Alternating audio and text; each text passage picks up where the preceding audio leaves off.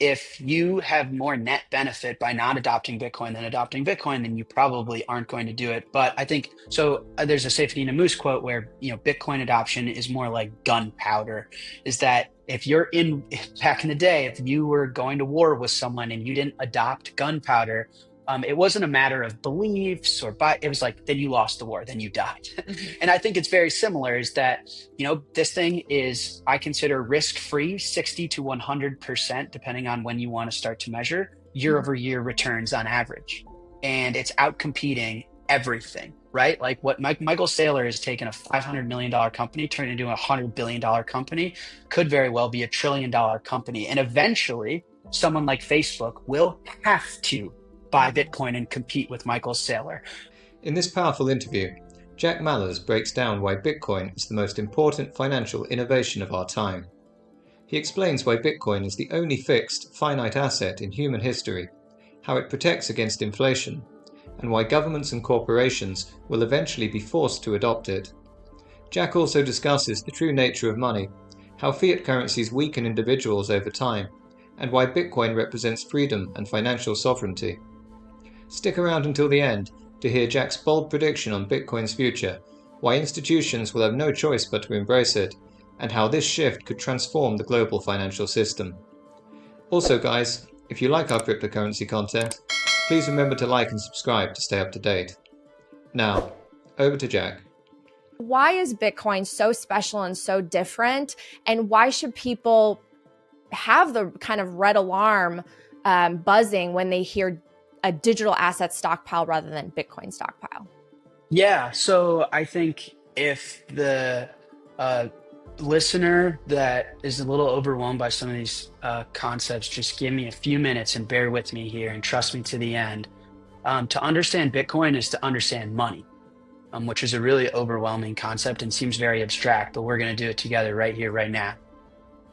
Money, in my opinion, Natalie, is your time and your energy in an abstracted form. That's what I like to say, is that meaning that we get up every day, all of us, and we contribute our time and our energy to do value for the world. Whether you're mowing lawns, cleaning windshields, founding a company, podcast, or whatever that is to you, you're contributing. What are you, Natalie? You are the time you have in this life and the energy in which your life is expressed, right? So your work, your labor, your effort. And in exchange for all of that, you get up, you go to work, you get money, right? And so money, in theory, is a reflection of your contributions to society, is the goal of it, right? Before money, we had barter, where let's say there's five of us in a village. And I say, all right, Natalie, you go do the hunting, I'll go get the water. Our friend is going to build the homes. And at the end of the night, we'll share, where you can sleep in the homes they built, you can drink the water I fetched, and we can eat the food that you hunted. And that way, we're directly exchanging our contributions Mhm. to with each other. But Natalie, if you were to go to Whole Foods today and say, hey, I recorded a podcast, I'll take two ribeyes. They'd say, I don't know you and I don't care about your podcast. What am I supposed to do with that? So the way we solved that is we invented money, where we can all contribute to each other. And in exchange for our time, energy, effort, work, labor, we get money. Now, so all of that to say, money should reflect your contributions to this world. And it's a way for you to take the time, energy, work, effort, labor that you contribute and store it to exchange for the things you need later. So you can record a podcast, Natalie, get money for it, and then go to Whole Foods and get your two sticks. Now, if the money can be printed and controlled by whether it's a government, a corporation, someone else, they can debase it. They can make it worth less. The more they print of it, the more that they're weakening the actual money itself, right? And another way to think about all of this, given all this context, is if a government can print money, they're printing time and energy, right? You had to work really hard for your money. They didn't have to work at all. And when a government can print currency and debase the currency and make the currency weaker, by proxy, my main point is they're making you weaker, right? Because if your money is a reflection of all your life's work and they're able to make your money worth less, they're able to make you worth less and your life worth less. You get less housing, less gas, less clothes, less vacations, less education. You're going to be able to afford to have less children, less family. So by them making, it's one thing to say, yeah, my government's been printing a lot of money, but they said it's because of war. They're making you worth less. Okay. So The objective, if you're a human that understands this, is how can I own something that no one can debase? Effectively, I want to contribute to this world, and I don't want anyone to take that value away from me. I don't want anyone to make me worth less. I want to make sure that the work I put into this world and the value I contribute to people around me, I want to make sure that I can get the same amount of housing and the same amount of clothes and the same amount of education. And if I want to have 10 kids, I can finance my ability to have 10 kids. And to me, that's what Bitcoin solves for. And we can get into the proof of work and all of the nuances involved in that. But from the highest level possible, Bitcoin's the only monetary unit in the history of our species that is literally fixed, finite. You cannot make more of it. If we wanted to find more gold, we can. If McDonald's wanted to make 8 billion cheeseburgers for everyone in the world, they can. If Apple wanted to make 8 billion iPhones for everyone in the world, they can. With more demand comes more supply. And so the really difficult thing as humans is how can we engineer something that is fixed, finite? You can't make any more. And if we're able to do so, the main use case for it is making it money, because we all want to contribute value to those around us and make sure that no one can take it from us. And so when I see something like Ripple, this is a company that prints it at will and that allocates it to themselves. Natalie, everyone that owns Bitcoin has had to contribute time and energy to get it, whether it's just through mining, literally, or whether it's through doing real work in the real world and providing real value to people. Like Michael Saylor, in my opinion, has done some form of synthetic mining. That guy's contributed his whole life to building MicroStrategy, becoming an expert in his craft, understanding financial engineering. He's put in how many hours, do you think, to be the man he is today? And so the Bitcoin he's earned has been a lot of time and energy. Now, it's not Bitcoin mining time and energy, but it's still time and energy that the world can consume and value from him. Now, let's take Ripple, for example. When they printed 100 billion XRP and gave it to themselves, how much time and energy and value did they give to you and I? Zero. And that's the fundamental problem I have. Now, whether you value Ripple for some smart contract settlement layer thing is entirely different, and we won't get into that. But the mere point of like a neutral money that requires time and energy to own and that no one can make more of is what we all want. And that, in my opinion, is the highest level difference in why anyone that's like, wait, what is Bitcoin? Why would I value it? It's the thing that you can trade your time, energy, work, effort, and labor for that no one can make more of. Jack Mallers discusses the inevitability of Bitcoin adoption and why governments and corporations will be forced to embrace it. He believes the US owning Bitcoin is a smart and inevitable move, but politics and inefficiencies slow down the process. He points to El Salvador's success as proof that a nation can thrive under a Bitcoin standard, while the US struggles with political distractions and conflicting incentives. Jack also addresses Bitcoin's price volatility, explaining that while short-term uncertainty is expected, Bitcoin remains the best hedge against a weakening dollar. He predicts the dollar will be significantly weaker within a year, and Bitcoin will be the top-performing asset once again. He emphasizes that markets crave certainty, and as uncertainty fades, Bitcoin's long-term value proposition will become even clearer.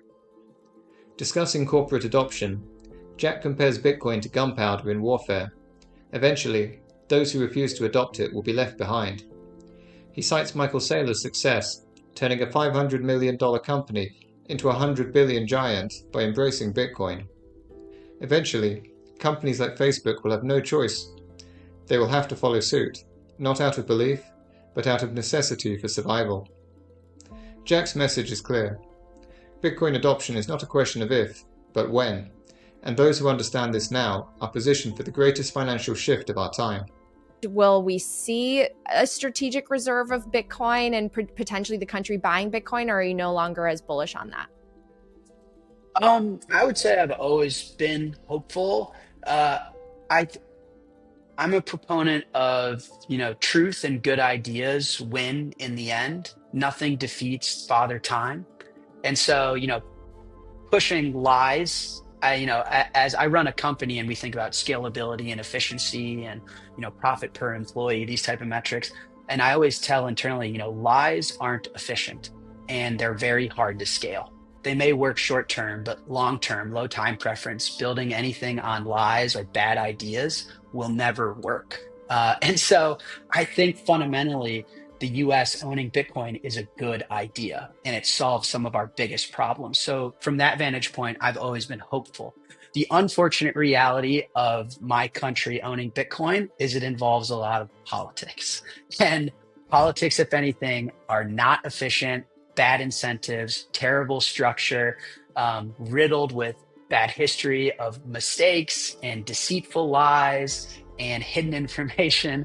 So, I will say, El Salvador. I think that the world is now seeing just how incredible their Bitcoin journey is relative to now watching the United States try and Mhm. replicate some version of it. So I think we got very, very lucky in El Salvador and the example they've given. So I'm hopeful. And I do think it's a good idea. And so eventually it will happen. And it's built on truth and sound engineering and sound ethics and sound principles. And that will prevail with time. But are they going to be able to get it, through Congress before midterms? Politics. I mean, who? That's a world I haven't invested any of my. We talk about time and energy. None of my time and energy has really gone invested into the political world. I'm not a fan. Well, that's the part that's so confusing. I mean, we saw the Trumps visit El Salvador and see what Nayib Bukele is doing and people like Matt Gaetz. And then all of a sudden they're tweeting about these meme coins. And then the fact that there was no vote on being Bitcoin only in the strategic reserve. And it's like, what are they really thinking? That's why so many people are disillusioned by politics, because it's like sometimes you hear one thing, they do something completely different, and you don't know who to trust. And that goes on both sides, unfortunately, no matter what your team is. Let's talk a little bit, just out of curiosity, about DeepSeek, just because it's been in the news. And I think AI, there will be a lot of implications when it comes to Bitcoin. So what's your take on this DeepSeek thing and the market sort of selling off? It hit Bitcoin's price. I'm happy about it because I always like Bitcoin's price dipping, but what do you think? As far as Bitcoin price action, I've been pretty vocal that I expect volatility in the short term, and I'm very bullish in the long term. My logic behind that is the dollar has to get weaker. It's Mm-hmm. math. And I think a year from now, the dollar will be tremendously weaker than it is today. And I think Bitcoin is the best expression of currency debasement, of a weaker dollar, of more fiat liquidity. And I expect Bitcoin to be the highest performer again, as it always is, because it's the only fixed thing you can own in the face of a weaker dollar. However, in the short term, I expect volatility. There's been a lot of promises made, a lot of new folks coming into power, coming into financial authority. I mean, Jerome Powell, we're recording this on a Tuesday, Natalie. Jerome Powell gets a mic tomorrow. What if he comes out and says, screw Donald Trump, I'm an independent central bank and I'm not listening to that guy? Financial markets are probably going to be volatile. They have to sort out. I think markets love certainty. And when there's uncertainty, there's volatility. So in Mm-hmm. the near term, it doesn't surprise me that Bitcoin is hugging this psychological 100K number. I wouldn't be surprised if Bitcoin dipped. I also, volatility could be to the upside as well, but I expect Mm-hmm. a lot of uncertainty in the next month or two, and I expect a lot of bullishness in the next year.